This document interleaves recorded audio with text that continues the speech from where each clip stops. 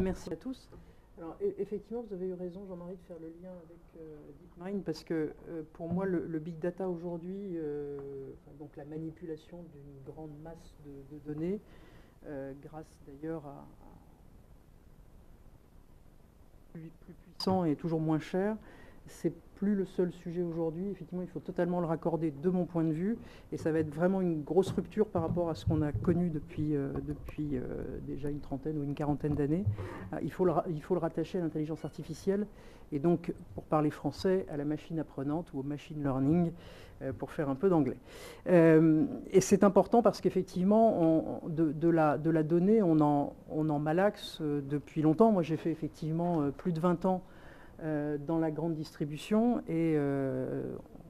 quand on est dans la grande distribution, spécialiste de la donnée depuis très très longtemps et sur des masses importantes. Ce qui change aujourd'hui, c'est qu'on est en capacité de faire ça à la nanoseconde sur des très gros volumes, et surtout on est capable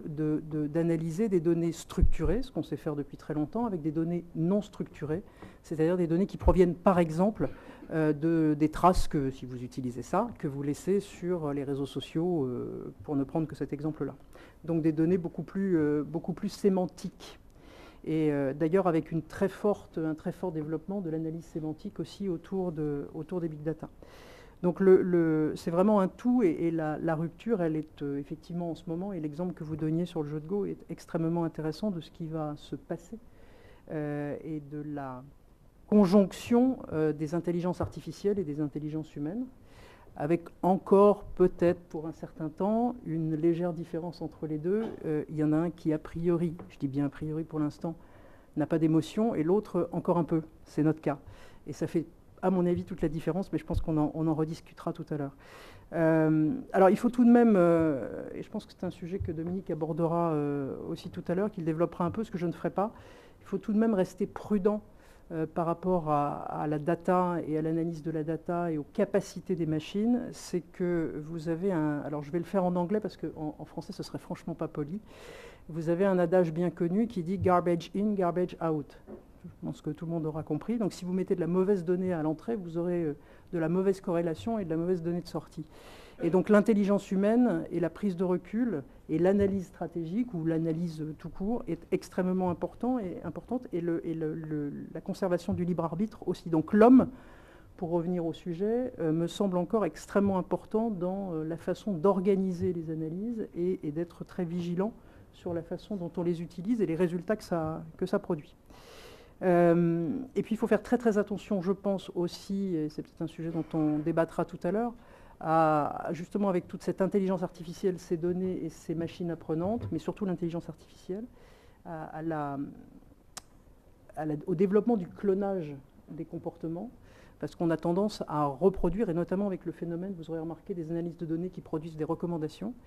on a tendance à emmener les gens dans un tunnel, dans une espèce de pensée unique, quelle qu'elle soit, et effectivement ne pas en sortir. Donc on a tendance avec ces outils-là, si on n'y prend pas garde aussi, à énormément cloner. Bref. J'ai entendu la merveilleuse expression récemment à ce sujet, d'endogamie algorithmique. C'est merveilleux, c'est ce qui signifiait ça, me semble-t-il. Alors néanmoins, les outils dont on dispose aujourd'hui et dont on va de plus en plus disposer, et là il y a techniquement aussi des grosses ruptures, pas uniquement pour affronter des joueurs de Go sud-coréens, mais aussi pour très prosaïquement, dans la vie de l'entreprise de tous les jours, pouvoir aujourd'hui par exemple faire une requête en langage naturel sur des outils de gestion. Pour ceux qui ont peut-être un peu pratiqué les requêtes, SQL et autres petites choses du même genre, on avait quand même un langage très ésotérique. Aujourd'hui, vous posez votre question dans la manière dont vous parlez et vous avez votre réponse, ce qui veut dire que, par exemple, pour faire du contrôle de gestion, en tous les cas pour analyser et procéder à des analyses de contrôle de gestion, c'est aujourd'hui possible de le faire sans être un spécialiste de la requête SQL, par exemple. Et donc ça, c'est un gros changement, parce qu'en termes de compétences internes dans l'entreprise à mettre en avant sur certains jobs, ça change un peu tout. Et ça, ce sont des choses qui sortent aujourd'hui chez des éditeurs donc essentiellement américains, de type Microsoft ou IBM. Et ça permet de regarder l'organisation de l'entreprise d'une autre façon. Alors, les outils dont on dispose aujourd'hui, ça permet aussi de plus en plus de projeter donc des données, de malaxer des données de nature extrêmement différente pour essayer, au travers d'algorithmes notamment, d'en déduire un certain nombre de comportements prédictifs. Ces comportements prédictifs, ce sont finalement des formes de scénarii que l'on peut imaginer poser et faire ça de manière extrêmement rapide pour pouvoir poser un diagnostic et surtout un travail de stratégie qui, de mon point de vue, devrait encore appartenir à l'homme pour un certain temps. Alors, si on fait l'état de l'art, parce que c'est la question, entre autres, que vous me posiez tout à l'heure, de l'entreprise et de l'utilisation de ces outils, à la fois les données et les outils qui permettent de les malaxer dans l'entreprise, aujourd'hui, on en est quand même encore au stade des outils de pilotage relativement classiques, mais qui, en revanche, touchent à peu près tous les compartiments de l'entreprise. Je vais prendre quelques exemples. Dans le domaine de la finance et de la gestion, vous avez évidemment les ERP qui sont aujourd'hui, donc SAP, etc., qui sont aujourd'hui nourris d'énormément de données et qui permettent d'affiner considérablement les organisations, les gains de productivité, etc., etc. Mais vous avez aussi dans le domaine de la finance, d'ailleurs certains s'en plaignent beaucoup, des outils qui permettent de miser sur des actions et de sortir et de prendre des plus-values ou des moins-values, ça dépend, de manière extrêmement rapide à la nanoseconde, uniquement par l'action des robots et donc de l'analyse de data aujourd'hui. Donc il y a tout un marché financier qui fonctionne comme ça, avec ses bons et ses mauvais côtés. Vous avez aussi ces outils qui sont de plus en plus utilisés dans la gestion de la production. Je vais prendre par exemple celui de la Poste. La Poste a un outil qui s'appelle TAE qui permet de lire toutes les enveloppes qui passent dans les machines de tri. Alors on l'utilise aujourd'hui exclusivement pour des gestions de production, de tri et de redressement d'adresses, puisque tout le monde n'écrit pas correctement et tout le monde ne remplit pas correctement effectivement les adresses. Donc ça permet de redresser en quelques secondes et de pouvoir avoir une qualité de service très importante. Mais si nous le voulions, nous pourrions aussi faire par exemple un observatoire de la pression publicitaire, donc au travers du marketing direct papier, ou de ce que vous adressent vos chers facturiers par département, par localisation, par groupe Iris, enfin, etc., etc. Et donc on pourrait avoir une cartographie de la France assez sympathique sur des sujets comme cela. Bon, ce n'est pas ce qui nous intéresse aujourd'hui, mais voilà, on pourrait s'amuser. Vous avez aujourd'hui de plus en plus avec ces outils des pilotages de maintenance, je pense notamment à l'aéronautique, qui sont en gestion de maintenance prédictive. Et donc on n'arrête plus les avions à des dates prévues, on les arrête quand effectivement il y a un certain nombre d'indicateurs qui déclenchent des seuils de maintenance, ce qui permet de faire des économies, vous imaginez, substantielles, tout en gérant la sécurité.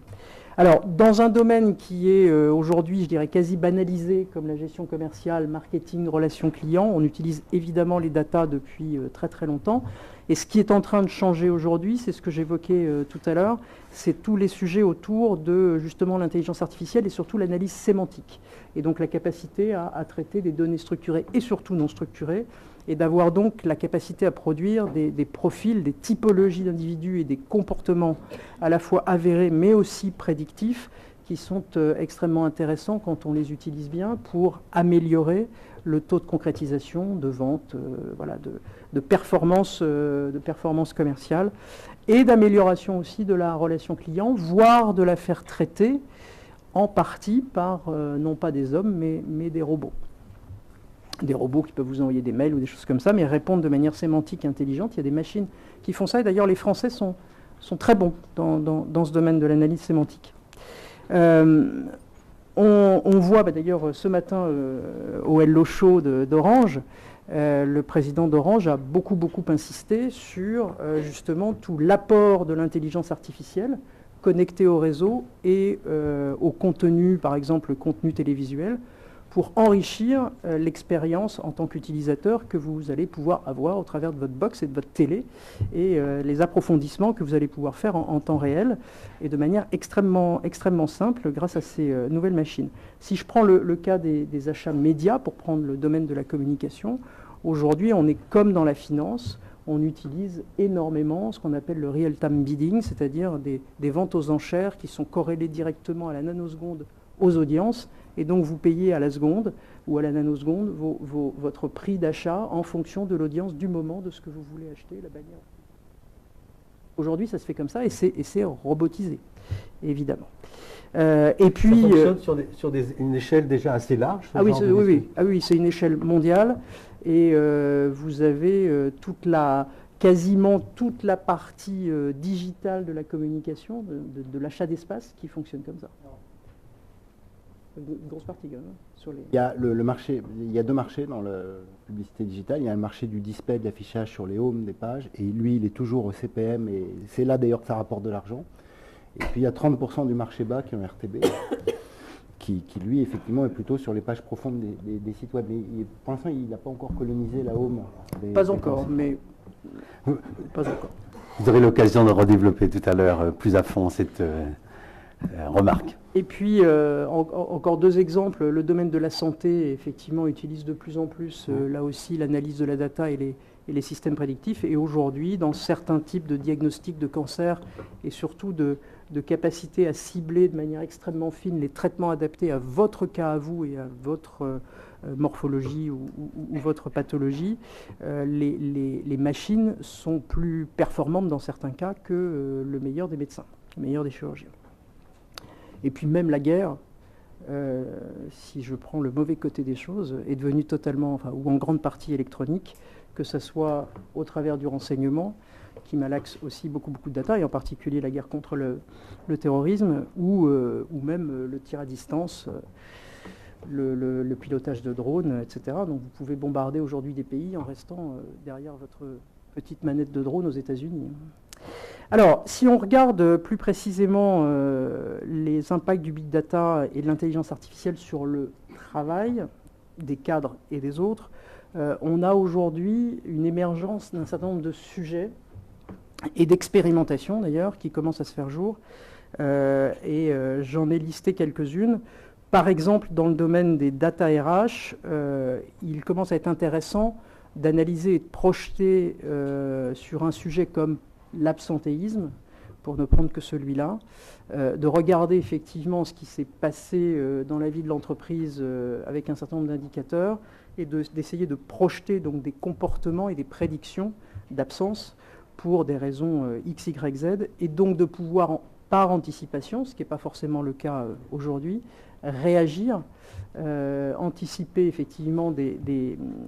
phénomènes d'absentéisme importants à certaines périodes et de pouvoir réorganiser les équipes en avance de phase et en anticipation. Ce qui d'ailleurs au passage permet de soulager les cadres et les encadrants qui sont beaucoup plus à l'aise quand ils sont dans l'anticipation évidemment des problèmes qui vont arriver et qui mettent en place certaines solutions que dans la réaction à chaud et quelquefois l'incapacité de mettre effectivement des équipes de substitution. Au passage, ce sujet-là est un sujet important de RPS pour les encadrants, par exemple. Donc ça a aussi des vertus extrêmement positives. Évidemment, vous avez tout le sujet autour de la traçabilité, parce que qui dit data, qui dit données, dit traçabilité, qu'elle soit géographique, qu'elle soit de connexion, et ça peut être pour le meilleur, par exemple le calcul du temps de travail de manière à alerter si vous dépassez effectivement des temps trop importants, de vous générer un droit à la déconnexion, de pouvoir en tant que manager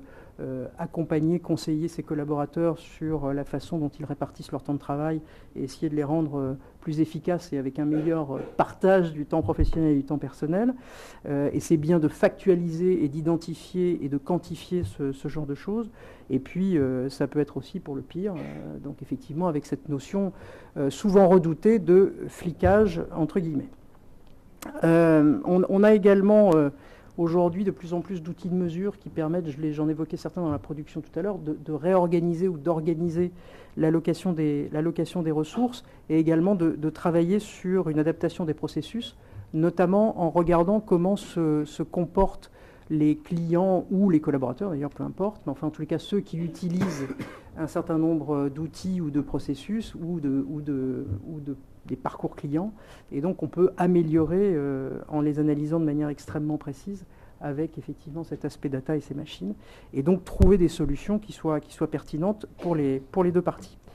En matière de relations sociales, par exemple, on commence à voir apparaître, je ne sais pas si vous en utilisez vous-même, mais on commence à voir apparaître, soit au travers des réseaux sociaux internes d'entreprise, soit d'applications spécialisées. Il y en a une qui me vient en tête qui s'appelle Timood, qui est encore presque en expérimentation, mais assez avancée, et qui donne des baromètres d'humeur sociale, par exemple. Les gens témoignent juste par quelques clics de la façon dont s'est passée la journée, de manière anonyme d'ailleurs. Ça peut donner lieu à analyser ce que j'appelle des sociogrammes dans l'entreprise, donc qui est en relation avec qui parle avec qui parle de quoi. Ça, avec les réseaux sociaux internes, on peut faire ça. Ça permet de faire émerger des signaux faibles, et donc il y a tout un champ des études RH et des études sociales qui vont se déplacer. Ce n'est pas encore tout à fait le cas puisqu'on est plutôt dans des phases d'expérimentation, mais on voit naître tout un champ nouveau d'administration de ce type d'approche et d'analyse. Alors en matière d'organisation du temps, là il y a un certain nombre d'éditeurs qui sortent effectivement des plateformes bureautiques et collaboratives avec pas mal d'intelligence artificielle et donc de machine learning. Parmi les plus grands éditeurs américains, donc ça commence à sortir sur le marché, et donc ça va permettre de soulager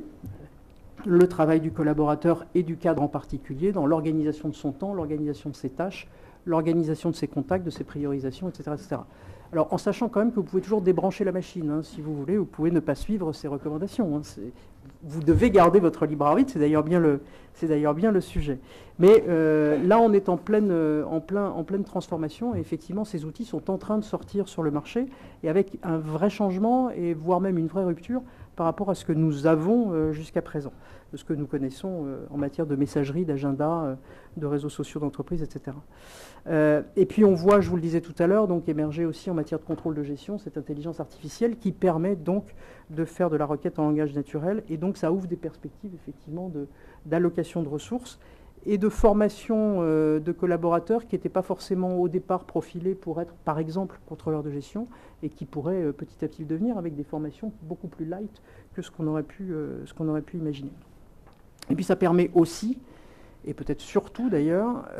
d'automatiser, ou ça permettrait d'automatiser une grande partie du reporting qui, vous le savez peut-être aujourd'hui, prend beaucoup de temps, que ce soit pour les cadres ou certaines catégories de collaborateurs, qui est très répétitif et souvent d'ailleurs tâche répétée demandée par plusieurs organisations dans l'entreprise ou différents niveaux dans l'entreprise. Et le fait de pouvoir automatiser toutes ces tâches, ça permet de libérer par contre du temps et de réinvestir ce temps plus intelligemment sur des tâches à plus forte valeur ajoutée, et par exemple plus des tâches de créativité, d'analyse stratégique, de plan d'action, de mise en œuvre opérationnelle, de pilotage de la qualité et que sais-je encore. En matière de formation aussi, on est également à une croisée des chemins, puisque formation d'ailleurs et mobilité parcours professionnel, parce qu'il y a des éléments là qui sont sur le marché et qui sont plus tout à fait des start-up et qui commencent à être des sociétés qui ont des succès commerciaux patents, qui sont des gens qui sont en capacité de cartographier de manière très simple, ou de vous faire cartographier vos compétences, vos appétences, vos potentiels, etc. De pouvoir regarder au travers de ce que vous décrivez de vous sur les réseaux sociaux, je parle plutôt des réseaux sociaux professionnels de type LinkedIn, Viadeo, de pouvoir capter effectivement cette donnée, l'analyser, la comparer, parce que ça fait des benchmarks et des données extrêmement importantes. En France, il y a je crois, plus de 10 millions d'inscrits à LinkedIn, par exemple, donc ça commence à faire des bases de données très solides et souvent très riches, que d'ailleurs les entreprises ne possèdent souvent pas, du reste. Et donc, au travers de tous ces éléments, ça permet de plus en plus de cartographier donc ces compétences et de pouvoir proposer de manière push, c'est-à-dire en recommandation et automatique, ou semi-automatique, des formations adaptées pour répondre à la fois aux compétences qui vous manquent et aux attentes que vous avez pu évoquer dans le cadre, par exemple, de votre évaluation annuelle ou que sais-je. Alors, par rapport à tout ça, il y a également des gens comme Pôle emploi qui s'intéressent de très près au sujet. Et moi, j'ai vu quelques expérimentations, et notamment une près de Cholet, qui utilise donc l'analyse des big data et la data visualisation pour essayer de rendre beaucoup plus rapide et beaucoup plus concret, beaucoup plus performant la jonction ou la corrélation entre quelqu'un qui a un certain nombre de compétences à promouvoir et des postes qui pourraient lui être ouverts, mais pas forcément dans ce qu'il imaginait être possible pour lui. Et donc ça va chercher en fait des écarts et des scorings qui permettent de dire vous n'avez pas pensé à ce type de poste, mais il se trouve que par rapport aux compétences que vous avez, vous finalement vous correspondez à 60, 70%, 80%, et voilà ce qu'il vous faut faire pour atteindre les 100%, pas très compliqué, et vous pourrez prétendre avec un succès plus pertinent au poste, et surtout si les postes en question sont des postes qui sont relativement peu pourvus, parce que ça existe aussi, et donc vous avez maximisé vos chances effectivement de retrouver un emploi plus rapidement. Donc Pôle emploi s'intéresse aussi à toutes ces logiques-là. Alors, les cadres, est-ce qu'ils sont dépossédés de leur rôle ils le pourraient. Alors, ils ne le sont pas encore actuellement, puisque je vous dis, on est en pleine transformation, et tout ce que je vous décris, là, surtout dans la dernière partie, c'est plutôt ce qui va se passer demain. Mais effectivement, le risque est grand de les voir dépossédés d'un certain nombre de leurs attributions d'aujourd'hui, voire même complètement happés par ces logiques de machines et de corrélation et de prédiction,